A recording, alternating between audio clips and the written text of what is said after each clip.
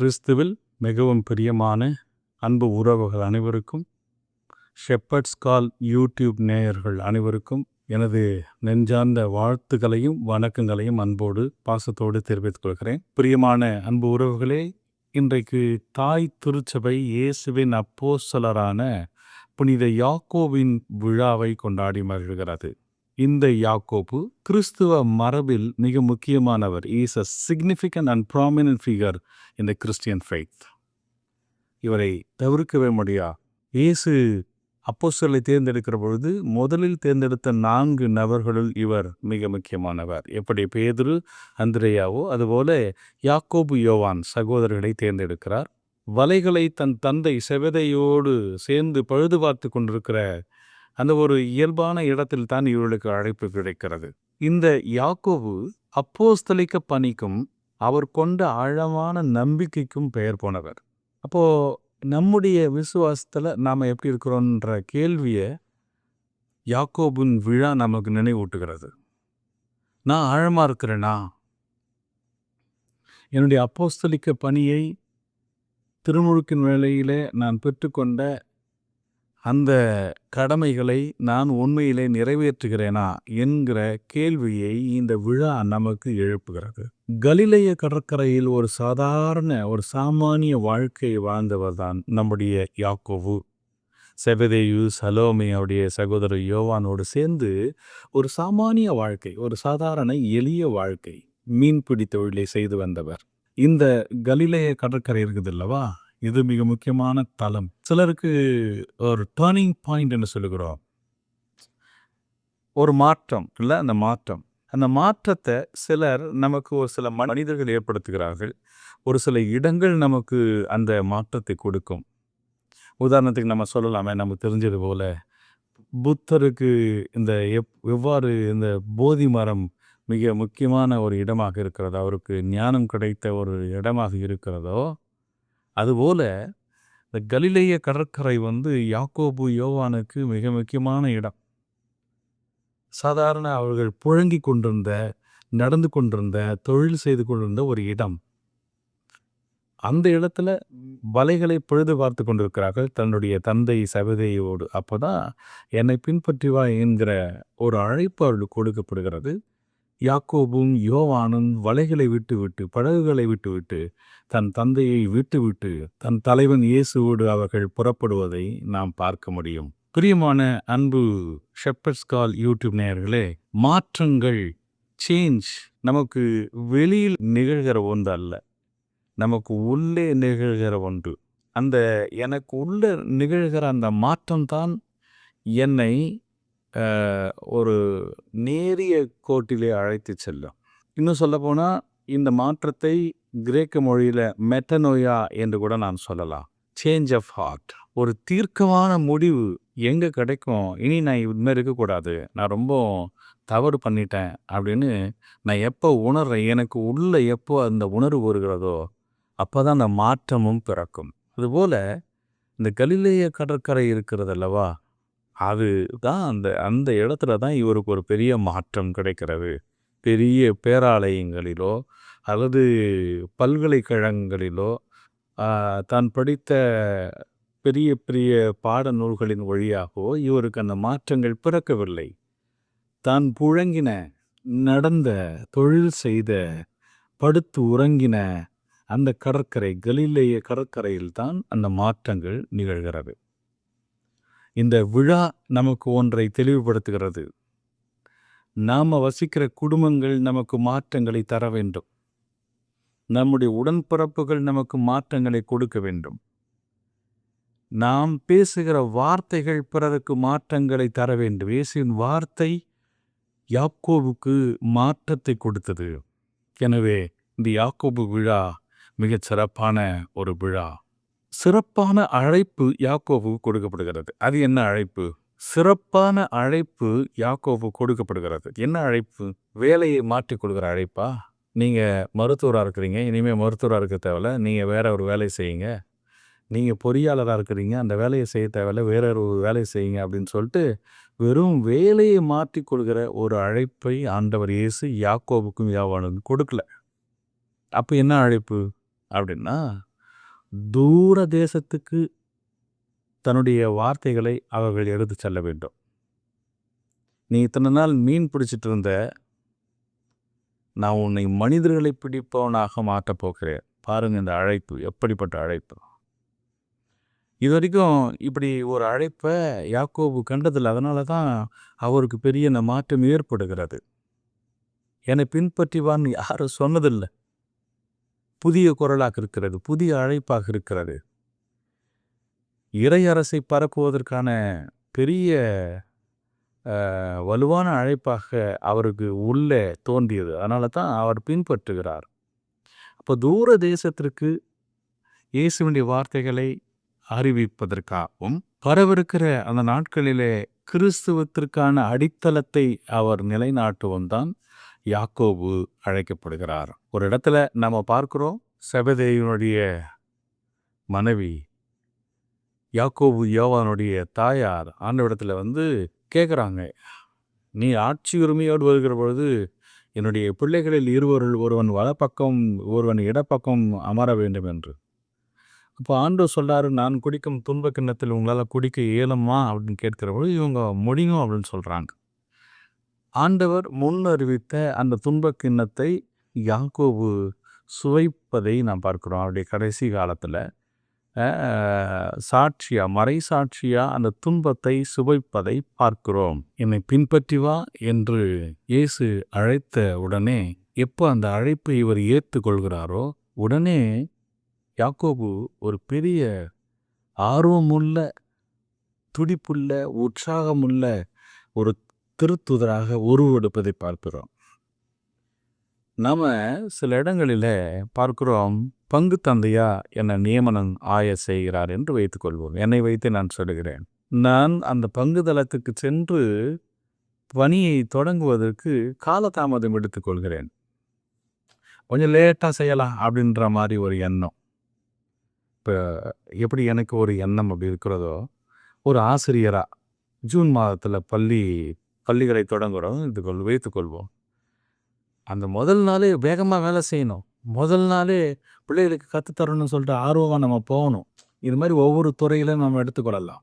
அப்போது எப்போ என்னை பின்பற்றி வா என்று அழைப்பு கொடுக்கப்பட்டதோ உடனே காலதாமதம் செய்யாமல் உடனே இவர் என்ன பண்ணுறாருன்னா அந்த ரோலை அசீவ் பண்ணிக்கிறார். திருத்துதருங்க அந்த ரோலை ரொம்ப வேகமாக எடுத்துக்கிட்டு உற்சாகமாக துணிவோடு அந்த நற்செய்தியை அறிவிப்பதை நாம் பார்க்கிறோம். அதான் யாக்கோபுக்கு ரொம்ப சிறப்பு. இயேசுவுடைய மிக முக்கிய நிகழ்வுகளில் இந்த யாக்கோபு பங்கெடுப்பதை பார்க்க முடியும். அது என்ன முக்கிய நிகழ்வு? இயேசு எங்கே போனாலும் அங்கே இருப்பார்.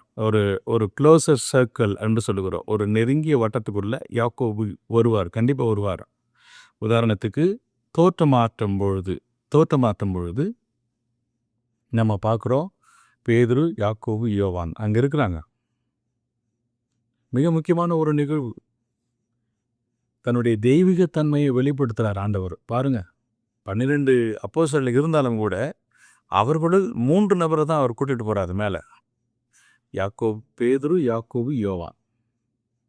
அப்படிப்பட்ட ஒரு பெரிய மாட்சியை காணும் பேரை இந்த யாக்கோபு பெற்றிருந்தான். ஒன்று. இரண்டாவது, தொழுகை கூட்டத்து தலைவர் யாயிருடைய மகள் இறந்து போயிட்டான். இயேசு அங்கே போகிறார். அங்கே போகிறப்போ யாக்கோபு இயேசுவோடு இருக்கார். அவரை அந்த அந்த மகளை உயிர் பெற்ற செய்கிற பொழுது யாக்கோபு அங்கே கூட இருக்கிறார். பிறகு நம்ம பார்க்குறோம், இயேசு எத்சமனி தோட்டத்தில் பாடுகள் படுகிறார்ல. அப்போது இயேசு அந்த இரவு முழுவதும் அங்கே இருக்கிறார். அப்படி பார்த்தீங்கன்னா இயேசுடைய நெருங்கிய வட்டத்தில் யாக்கோபு பயணித்ததை நாம் பார்க்க முடியும். பிரியமான உறவுகளை, யாக்கோபினுடைய விழாவில் நான் இயேசுக்கு நெருக்கமாக இருக்கிறேனா அப்படின்றது இந்த விழா எனக்கு நினைவூட்டுகிறது. என்னுடைய பாடுகள் பட்டாலும் கூட எனக்கு இயேசுவோட நெருங்கி வாழணும்னு ஆசை இருக்குதா அப்படின்றது இந்த விழா நமக்கு நினைவூட்டுகிறது. இயேசு முன்னறிவிக்கிறார், நீ இந்த மாதிரி துன்ப கிண்ணத்தை குடிக்க முடியுமா அப்படின்றப்போ ஆமாம் அப்படின்றாங்க. அப்போ அந்த துன்ப கிண்ணத்தை தன்னுடைய பணிவாழ்வில் இவர் சுவைக்கிறார். இவருடைய மறைசாட்சியை நம்ம பார்க்குறோம். அப்போஸ்தலர்களுள் முதல் மறைசாட்சியாக மறித்தவர் யாக்கோபு தான். ஸ்தேவானுக்கு பிறகு அப்போஸ்தலர்களுள் முதல் மறைசாட்சி என்று சொல்லப்படுவது இந்த யாக்கோபு தான். இப்படி இறக்குறாரு அப்படின்றத நம்ம பார்க்குறோம். திருத்துதர் பணிகள் 12வது அதிகாரம் 1 முதல் 3 வரை உள்ள வசனங்களிலே நம்ம பார்க்குறோம். அந்த ஏரோது அகிரிப்பா என்கிற அந்த அரசன் இவரை வாளால் வெட்டி கொண்டான் என்பதை திருத்துதர் பணிகள் நமக்கு நிரூபணம் செய்து காண்பிக்கிறது. எனவே பிரியமானவர்களே, என்ன வந்தாலும் அந்த துன்பத்தை தாங்குவதற்கான வலிமையை யாக்கோபு பெற்றிருந்தார். எனக்கு ஒரு பாட்டு ஞாபகம் வருது. என்ன பாட்டு அப்படின்னா, இன்னல் வந்தாலும் முந்தன் வழி போகணும், என் தலைவா இயேசுவே உன் திருவடி சரணம், நெஞ்சமெல்லாம் நேசம் கொண்ட இயேசுவே எங்கள் தஞ்சமன் நீ, தலைவனம் நீ இயேசுவே அப்படின்னு ஒரு அழகான பாட்டு. இன்னல் வந்தாலும் முந்தன் வழி போகணும், என் தலைவா இயேசுவே உன் திருவடி சரணம். திருத்துதர்கள் அப்போஸ்தலர்கள் இன்னல்களை இடர்பாடுகளை சந்தித்தவர்கள் தான். ஆனால் கொண்ட கொள்கையில் தீர்க்கமாக இருந்தவர்கள், பிடிப்பா இருந்தவங்க.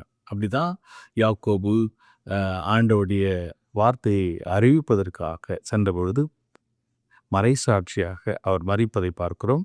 அவருடைய அந்த அவருடைய உடல் ரிமைன்ஸ் என்று சொல்லுகிற அவருடைய புனித பண்ணங்கள் ஸ்பெயின் நாட்டில் இருக்கிற கலிசியா என்கிற ஒரு இடத்துல சான்டியாகோ காம்பஸ்டல்லா என்கிற ஒரு பேராலயத்தில் வைக்கப்பட்டிருக்கிறது. 3 அப்போஸ்தலருடைய கல்லறையின் மீது பேராலயங்கள் எழுப்பப்பட்டிருக்கிறது. 1 பேதுரு பேராலயம் நாம் பார்க்கிறோம். 2வது புனித தோமையா அவருடைய கல்லறை மீது சாந்தோமிலே பேராலயம் எழுப்பப்பட்டிருக்கிறது. 3வது இந்த யாக்கோபு, இன்றைக்கு நான் விழா கொண்டாடுகிற யாக்கோபுடைய கல்லறை மீது பெரிய ஒரு பேராலயம் கட்டி எழுப்பப்பட்டிருக்கிறது. உலகளவிலே இந்த ஸ்பெயின் நாட்டில் இருக்கிற இந்த பேராலயம் திருப்பயணம் மேற்கொள்கிற ஒரு சிறந்த இடமாக, பல லட்சம் மக்கள் செல்லுகிற இடமாக இன்றளவும் அது விளங்குகிறது. ஸ்பெயின் நாட்டுக்கு பாதுகாவலராக யாக்கோபு இருப்பதை நாம் பார்க்கிறோம். யாக்கோபு வாழ்க்கையை உற்று பார்க்கிற பொழுது எனக்கு ஒன்று தெளிவாகிறது. யாக்கோபை சாதாரண கலிலேய கடற்கரையில் அழைத்த இயேசு கிறிஸ்து என்னையும் கூட அழைக்கிறார். நான் வாழ்கிற பகுதியிலே, வீட்டிலே, நாட்டிலே என்னுடைய விருப்பத்திற்காக இயேசு காத்து கொண்டிருக்கிறார். என்னுடைய விருப்பத்துக்காக இயேசு காத்து கொண்டிருக்கிறான். நான் எப்போ எஸ் சொல்ல போகிறேன், அவருடைய பணிகளை செய்வதற்கு நான் எப்பொழுது விருப்பம் தெரிவிக்கப் போகிறேன் என்று இயேசு காத்து கொண்டிருக்கிறார். பிரியமானவர்களே, நீங்கள் மருத்துவராக இருங்கள், ஆனால் இயேசுவின் வார்த்தையை அறிவிக்கிறவராக ஒரு நல்ல மருத்துவராக இருக்க முடியும். உங்கள் மருத்துவ மேசைகளிலே ஒரு விவிலியம் இருக்கிறது என்று வைத்துக்கொள்வோம். வருகிற நோயாளருக்கு அது உண்மையிலேயே ஒரு சாட்சியாக இருக்கும், ஆறுதலாக அது இருக்கும். வருகிற அவருக்கு நம்பிக்கையும் கூட வெளிப்படுத்தும், கண்டிப்பாக வெளிப்படுத்தும். எனவே நீங்கள் மருத்துவராக இருக்கலாம், நீங்கள் காவலராக இருக்கலாம், நான் குருவாக இருக்கிறேன், அருட்கண்ணீரலாக இருக்கலாம். நாம் எந்த நிலையில் இருந்தாலும் இயேசுவுக்கு சான்று பகர வேண்டும் என்கிற ஒரு எண்ணத்தை நாம் மறந்துவிடக்கூடாது என்ற ஒரு விதியை நாம் மறந்துவிடக்கூடாது. அந்த வேளையில் யாக்கோபு மிக முக்கியமான ஒரு நபர். நம்முடைய விசுவாசத்திற்கு அவரை தவிர்க்கவே முடியாது. இயேசுவோடு நெருங்கி பயணித்தவர், ஒரு சாதாரண எளிய மீன்பிடி தொழிலை செய்தவர். இருப்பினும் விசுவாசத்திற்காக தன் உயிரை துச்சமென கருகினார் என்றால், நாம் வாழ்கிற இந்த வாழ்க்கையை எவ்வாறு வாழப்போக்கிறோம்? இயேசு எனக்காக காத்து கொண்டிருக்கிறார், நான் எப்போ சொல்ல போகிறேன்? கலிலேய கடற்கரை யாக்கோபுக்கு மாற்றங்களை ஏற்படுத்தின ஒரு இடம். என் வீடு எப்போ எனக்கு மாற்றத்தை தரப்போகுது? என் கூட இருக்கிற என் அப்பா அம்மா எப்போ எனக்கு மாற்றத்தை கொடுக்க போகிறான்? நான் எப்பொழுது என் குடும்பத்துக்கு மாற்றத்தை தரப்போகிறேன்? நான் எப்பொழுது மாற்றம் காணுகிற மனிதனாக நான் வாழப்போகிறேன்? கண்களை மூடி செபிப்போம். ஆண்டவரே இயேசு கிறிஸ்துவே, அப்போஸ்தலரான யாக்கோபின் விழாவை கொண்டாடி கொண்டிருக்கிற வேளையிலே இந்த யாக்கோபின் பெயரை தாங்கி வருகிற சகோதர சகோதரிகளுக்காக செபிக்கிறோம். அவர்களை ஆசிர்வதியம். இவரை பாதுகாவலராக கொண்டிருக்கிற மறை மாவட்டங்கள், நாடுகள் ஒவ்வொன்றுக்காக ஜெபிக்கிறோம். ஆசிர்வதியம். யாக்கோபின் விசுவாசத்தை எங்கள் உள்ளத்திலும் நாங்கள் ஏந்தி உமக்கு சான்று பகர கிருபை தாரும். மரியே வாழ்க, இயேசுவே ஆண்டவர். ஷெப்பர்ட்ஸ் கால் யூடியூபோடு இணைந்திருங்கள். அநேக சகோதர சகோதரிகளுக்கு அழைப்பு கொடுங்கள். என்னை பின்பற்றி வா என்று இயேசு அழைத்த பொழுது யாக்கோப்பும் யோவானும் பின்பற்றினது போல இந்த ஷெப்பர்ட்ஸ் கால் என்கிற அந்த யூடியூபை பின்பற்றுவதற்கு சிறப்பு அழைப்பு நான் தருகிறேன். தாராளமாக இந்த யூடியூபில் நீங்கள் இணைந்திருக்கலாம். மற்றவர்களுக்கும் இதை பகிர்ந்து கொடுங்கள். நீங்களும் அழையுங்கள். You can also be an apostle. நீங்களும் அப்போஸ்தலர்களாக மாற முடியும். இயேசுவின் வார்த்தையை அறிவிப்பதற்கு நிச்சயம் நமக்கு ஒரு வாய்ப்பு கொடுக்கப்படுகிறது. இயேசுடைய அழைப்பை ஏற்று நாம் நற்செய்தி அறிவிக்கிற மனிதர்களாக, அப்படி அப்போஸ்தலர்களாக வாழ வாய்ப்பு கிடைக்கிற பொழுதெல்லாம் அதை பயன்படுத்தி கொள்வோம். நீங்களும் அப்போஸ்தலர்களாக மாற முடியும். அப்போஸ்தலர் என்று சொல்லுகிற அந்த தமிழ் சொல் கிரேக்க சொல்லிலிருந்து வருகிறது. அப்போஸ்தெல்லோ என்று சொல்லுகிறார்கள். அப்போஸ்தெல்லோ என்றால் கிரேக்க மொழியிலே அனுப்பப்பட்டவர் என்பது பொருள். யார் அனுப்பப்பட்டவர்? நற்செய்தியை அறிவிப்பதற்காக அனுப்பப்பட்டவர். அவர்தான் அப்போஸ்தலர். நீங்களும் நானும் அப்போஸ்தலர்கள், அனுப்பப்பட்டவர்கள், இயேசுவின் பெயரால் அனுப்பப்பட்டவர்கள். எனவே உங்களுக்கும் உங்கள் குடும்பத்தாருக்கும் அமைதி கிடைக்க, மகிழ்ச்சி கிடைக்க இயேசுவின் பெயரால் நான் வாழ்த்துகிறேன். நற்சுகம் பெறுங்கள். நம்பிக்கையோடு இயேசுவின் நற்செய்தியை அறிவியுங்கள். அடுத்த காணொளியிலே உங்களை நான் சந்திக்கிறேன். மிக்க மகிழ்ச்சி. God bless you.